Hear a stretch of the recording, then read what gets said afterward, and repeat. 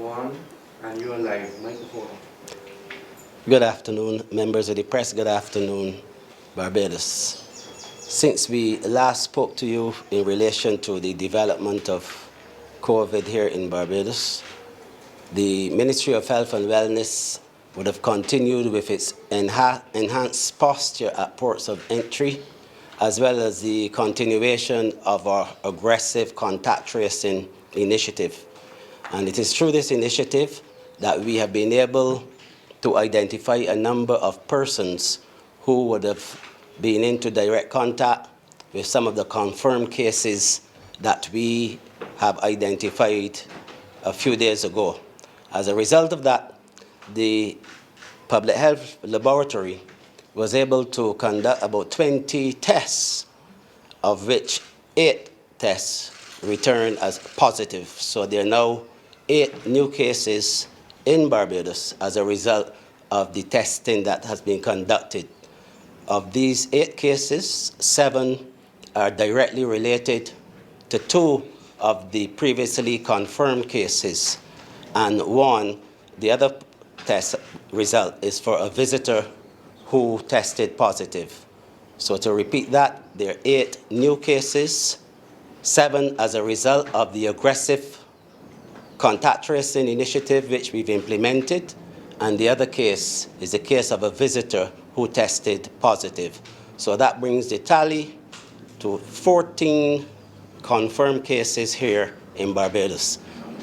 Let me stress that at this stage, there is no community developments in terms of cases in Barbados, and we are managing this process, and we expected and anticipated that there would have been an increase in the numbers because that is a result of contact tracing. And it is very important for the ministry and its officials to be able to identify, locate, and treat to all contacts so that we could contain the spread of this virus in this country. Those are the developments in terms of what we've been doing at the testing level in the country. And I'll now hand you over to the Chief Medical Officer who will provide some additional details. Thank you very much, Minister. Good evening, members of the press and fellow Barbadians. So as you would have just heard, the Minister would have explained that we now have 14 cases of COVID-19 in Barbados. We have a total of 9 women and 5 men who are positive for COVID-19 in Barbados. One key point that I would like to stress on is that the majority of the cases that were recently diagnosed yesterday, 7 out of 8 were diagnosed out of contact tracing efforts. And contact tracing is one of the cardinal things that we do in public health in order to contain the spread of contagion such as the coronavirus that causes COVID-19. So the other thing that I would ask you, members of the press and members of the public, is to please bear with us when we are vague on certain details because we simply do not want to breach patient confidentiality and we don't want to provide information that could possibly impair the contact tracing efforts that we are doing within the Ministry of Health. But suffice to say that we have many different public health teams based at the polyclinics throughout the island who are engaged in contact tracing. So you take your index case and you find out all of the persons that one person came into contact with. If a person is symptomatic who came into contact with a known COVID case, then we do a swab. For those persons who are not symptomatic, we place those persons in quarantine. Quarantine is absolutely essential to contain the spread of COVID-19 in Barbados. So with that, I open the floor for questions.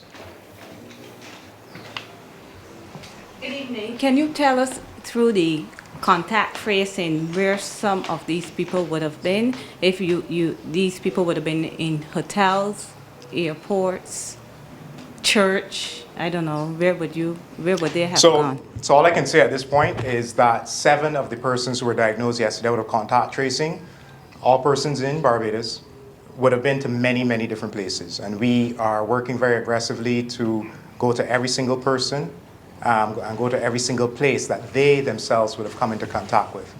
So it's a variety of places. y'all are not going to make an appeal for people who might have been in contact with these same people to possibly come in to get So tested? the only way I could do that is if I breach patient confidentiality and give the names, which is an absolute no-no. I can't do that. What can you say about the health condition of these 14 cases?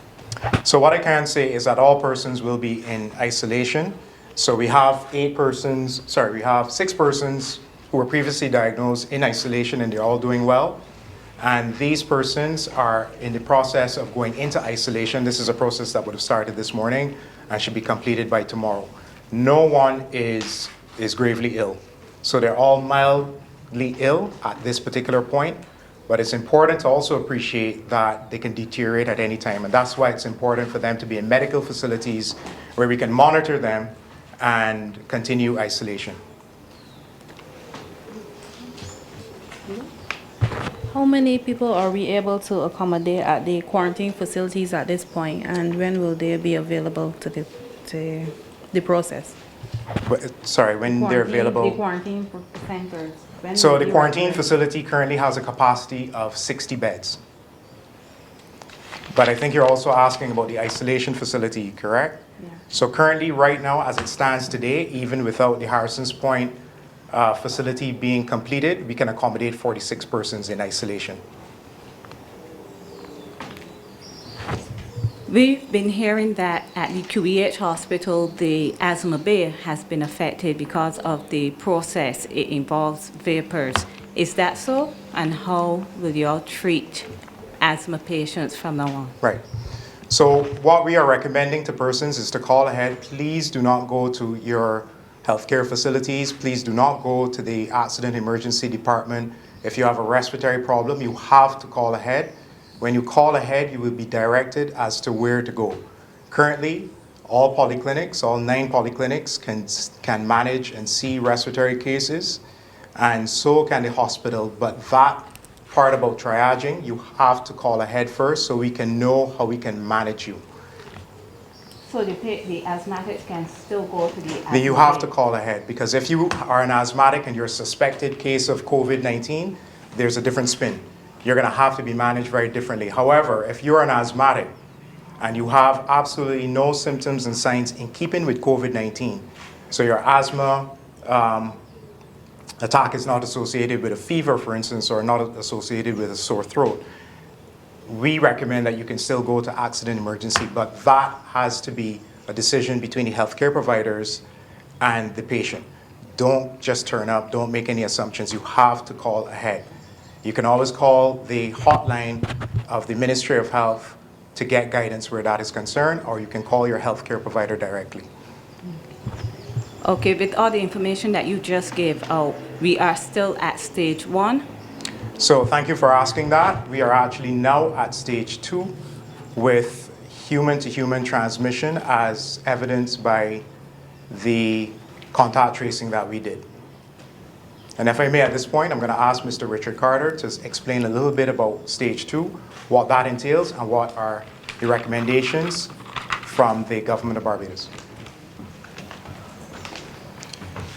Thank you, CMO.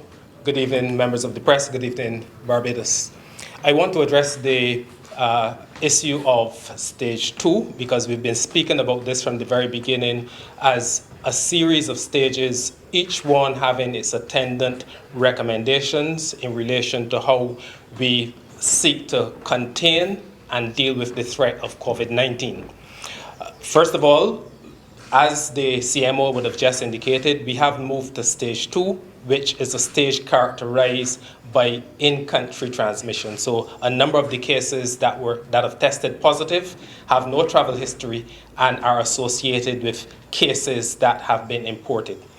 Stage 2 means that we now move beyond the simple guidance that we have issued in relation to gathering, and the recommendation now coming from the government of Barbados and from the public health officials is that we limit the gathering of persons to no more than 25 persons. This is recreational gatherings and gatherings in relation to non-essential services. The expectation of the government of Barbados, obviously, is that there are essential services that will still need to continue. People will still need to go to work. People will still need to conduct the businesses that are related to delivering essential services to the people of Barbados. I also want to take this opportunity to speak to the challenge of the hotline.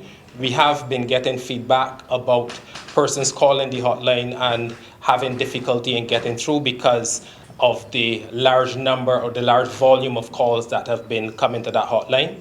And the government of Barbados is now moving to beef up the hotline provision in terms of the capacity, increase the number of persons who will be available to respond because of the anticipated and already noticed increase in the numbers of persons calling the hotline.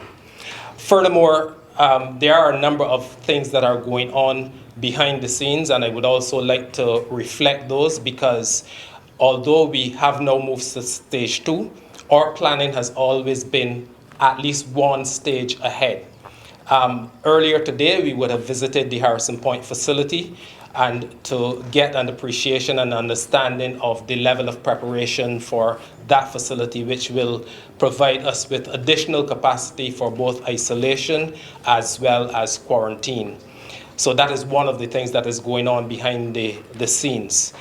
The Prime Minister would have announced, I believe last night, that there are a number of steps that are being put in place in relation to a $20 million household survival program.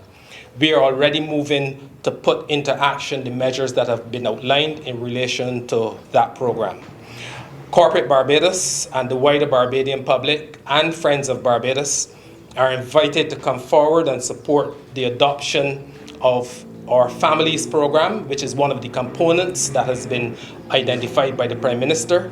There is a dedicated WhatsApp number, 255-1000, 255-1000, where members of the corporate community, members of the wider Barbadian public, Friends of Barbados who are resident here can WhatsApp their intent or their willingness to support vulnerable families. We have already identified and we have already received a number of offers of support, both of materials as well as cash, to support the response or elements of the response.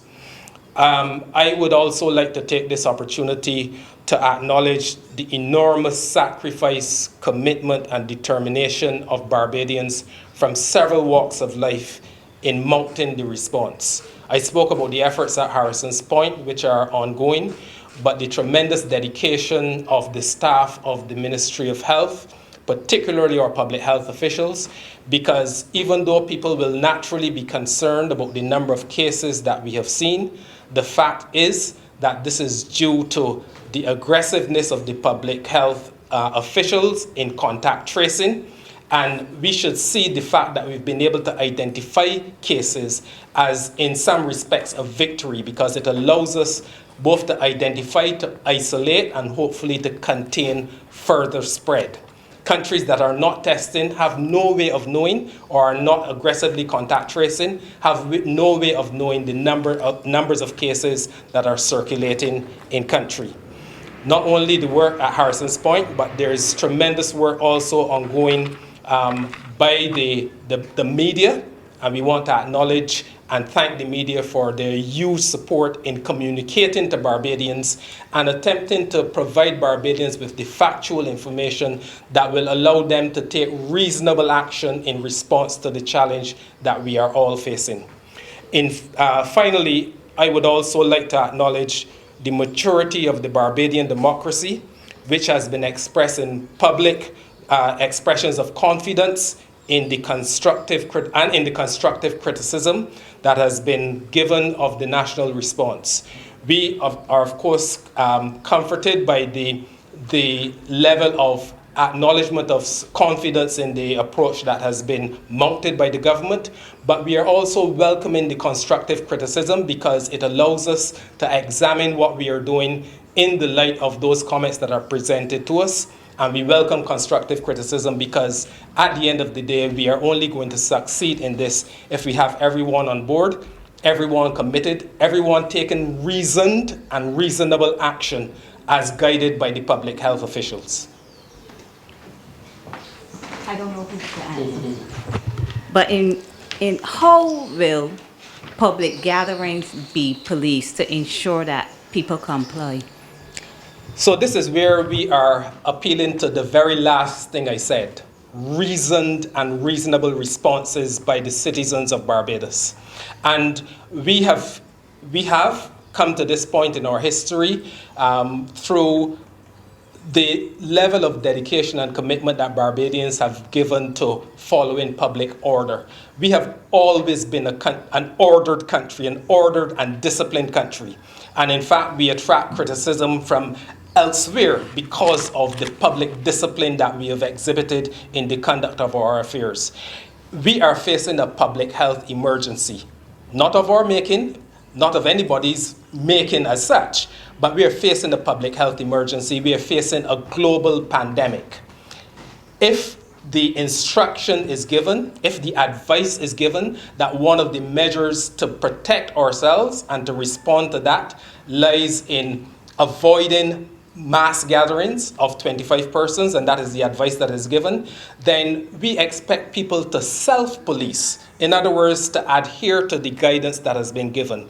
There are, and we hope that it does not come to this, but there are legislative or statutory provisions where people disobey the instruction of public health authorities, that those legislative provisions can be invoked. We have the security of this country to take into consideration and the health and well-being of the entire country. And if it becomes necessary, then those additional powers will be invoked in order to ensure compliance. Okay, what does that mean for church tomorrow and supermarkets, etc.? Now, a number of churches have already announced the steps that they're taking in terms of restriction of their membership.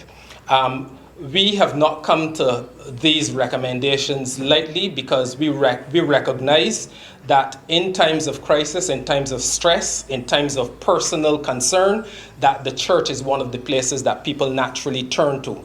And we want to encourage the churches to be part of the national response and part of the outreach as far as possible.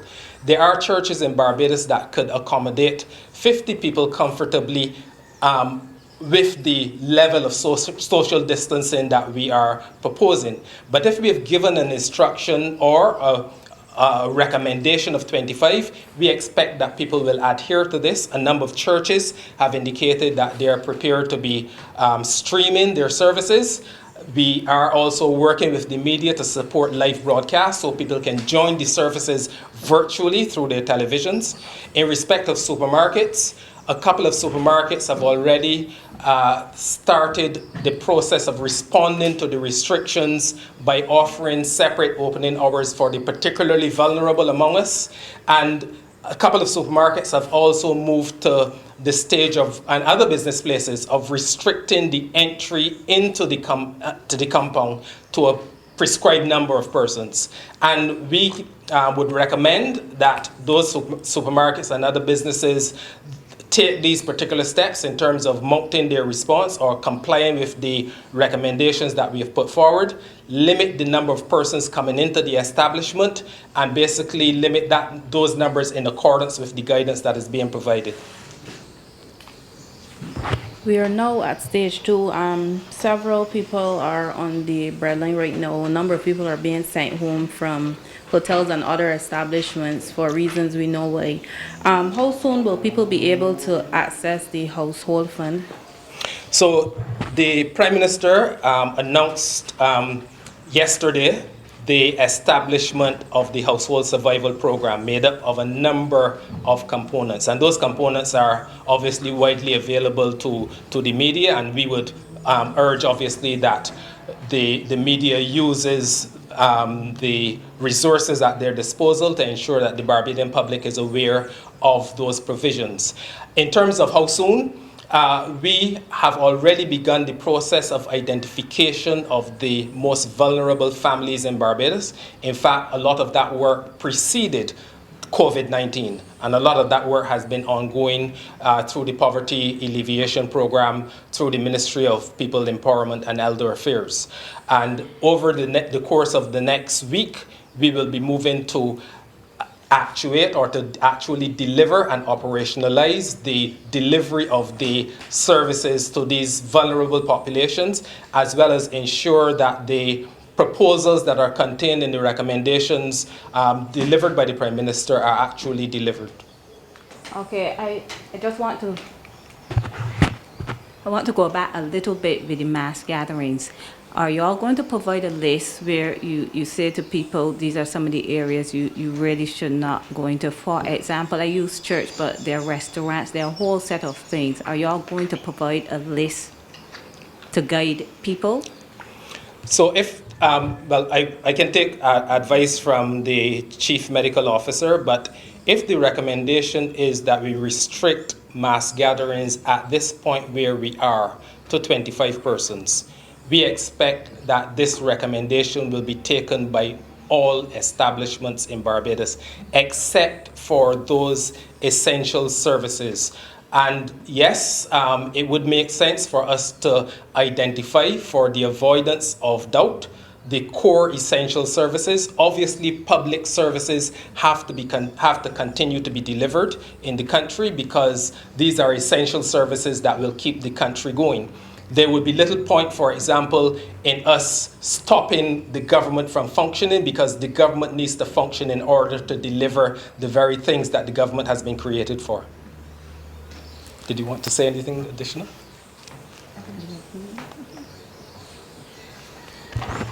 Stage 2, what does this mean for the Queen Elizabeth Hospital as it relates to the level of preparedness at our critical healthcare institution? This is clearly for the Chief Medical Officer. What I would say to you is that through the Government Information Service, and PSAs have been completed over the last 24 hours, and those will be released in very soon. There was a complaint from the nurses' quarters, I don't know if it reached you all, about the protection equipment. Do we have enough for the nurses, one, and do we have enough nurses to contend with what is happening now? Because we were supposed to bring in nurses, they're not here. Yeah. How much pressure is that going to place on our healthcare system now? So with regards to PPE, and then I'll hand over to Minister Bostic, we have sufficient supplies of personal protection equipment, protective equipment, and we've ordered more, which will be in shortly. But as it stands right now, current stock levels are adequate for PPE. Minister, regarding nurses. We said from the beginning that we have a dual responsibility. First of all, to maintain the regular and high-quality healthcare service that we've been delivering to Barbadians within the healthcare sector. And now we have also COVID to deal with. We have resources, and the additional resources that you spoke to just now in relation to nurses, and I believe you're speaking to the nurses coming from Ghana, that is still on the cards, and we are making provisions for those nurses to arrive in Barbados. But I can say to you that given the nature of the COVID-19 virus and the level of spread, and to some extent the degree of uncertainty, we are not taking any chances. And as a result of that, we are going to be calling on all Barbadians who can play a part in this in terms of assisting us with the continuation of healthcare services in this country, like retired nurses and doctors, private sector nurses and doctors, people who might have done nursing assistant courses and so on. There's a role for everyone in this process. Even retired policemen, for example, to assist us with the contact tracing. We are utilizing and calling on all Barbadians who are willing to volunteer their services to us, because we do not know exactly how far this will go, and we intend to be able to cover all eventualities. So this is the approach that the Ministry of Health and Wellness is taking. My final question for the Minister is, while we were at stage 0, you can say Barbadians were in panic mode. We are now at stage 2. What words would you like to share with the people of this nation at this point? I would share the words that Barbadians should continue to have the confidence in the public health officials in this country. I've only been minister for 2 years, but I can say to you that I myself have great confidence in the capacity and the ability of the persons who we have in the public health care sector. The sector is strong, it is good. We have people who can get the job done. I will say to Barbadians that naturally the numbers will continue to rise.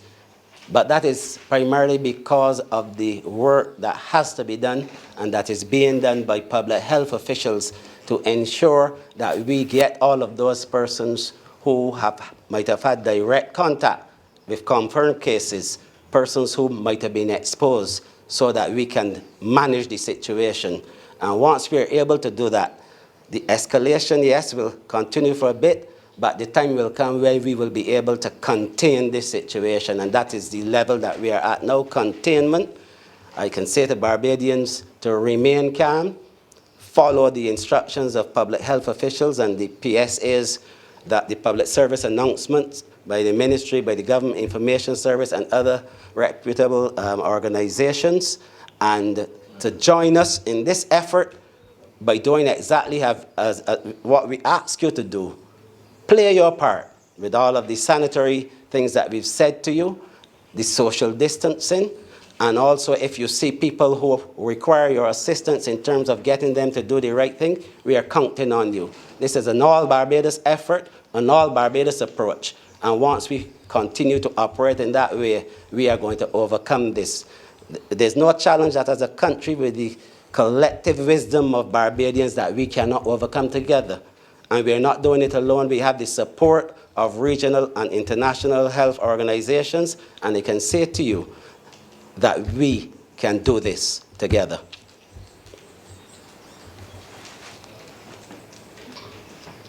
I just want, there are 14 cases in Barbados. What about the ones that were tested on the cruise ship? There's a number for those confirmed cases? There are four confirmed cases on the cruise ships. Well, we'll be back again to give you further updates, and we hope that you will continue to keep Barbadians sensitized as to exactly what we're doing. So thank you very much. We're testing every day because as we follow the leads in terms of contact tracing, then we are doing testing. And so this is a daily occurrence. So we'll be able to report, and we promise that we will report to you whenever we have any additional cases or information, and we'll continue to do so. Thank you very much.